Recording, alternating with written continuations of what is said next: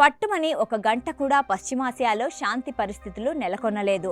యుద్ధ విరమణ, శాంతి చర్చలకు ఇరాన్, అమెరికాలు ఒక అంగీకారానికి వచ్చినప్పటికీ హెజ్బుల్లా నేపథ్యంలో లెబనాన్పై ఇజ్రాయెల్ భీకర దాడులకు పాల్పడుతోంది. కేవలం 10 నిమిషాల్లో 100 బాంబులు ప్రయోగించి భారీ ప్రాణ ఆస్తి నష్టాలు కలుగజేసింది. లెబనాన్పై దాడులను ఇజ్రాయెల్ ప్రధాని బెంజమిన్ నెతన్యాహు సమర్థించుకున్నారు. 2 వారాల కాల్పుల విరమణ లెబనాన్కు వర్తించదని, అది జలసంధిలో భాగం కాదని, హెజ్బుల్లాపై దాడులు కొనసాగిస్తామని స్పష్టం చేశారు. ఈ నేపథ్యంలో ఇరాన్ కీలక ప్రకటన చేసింది. ఇలాంటి పరిస్థితుల్లో శాంతి చర్చలు అసంబద్ధమని పేర్కొంది.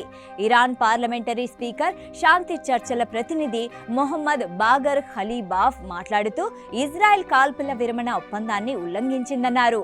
ఇజ్రాయెల్ దాడులు కొనసాగుతున్నంత వరకు అమెరికాతో శాంతి చర్చలు జరపడం అసాధ్యమని, ఈ చర్చలే అసంబద్ధమని వ్యాఖ్యానించారు.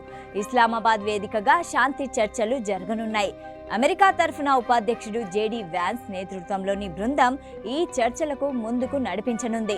ఇజ్రాయెల్ లెబనాన్పై ఇప్పటి వరకు జరిగిన అత్యంత భారీ వైమానిక దాడులు జరపగా 254 మంది మరణించినట్లు తెలుస్తోంది. ఒక్క బీరూట్లోనే 91 మంది ప్రాణాలు కోల్పోయినట్లు అక్కడి మీడియా కథనాలు ఇస్తోంది. ప్రతీకారంగా హెజ్బుల్లా కూడా ఇజ్రాయెల్పై రాకెట్లు ప్రయోగించినట్లు తెలుస్తోంది. ఈ నష్టం వివరాలు తెలియాల్సి ఉంది. ఇజ్రాయెల్ లెబనాన్ ఘర్షణలు మధ్యప్రాచ్యంలో శాంతి ప్రయత్నాలను మరింత క్లిష్టం చేస్తున్నాయని పలువురు ప్రపంచ అధినేతలు అభిప్రాయపడుతున్నారు.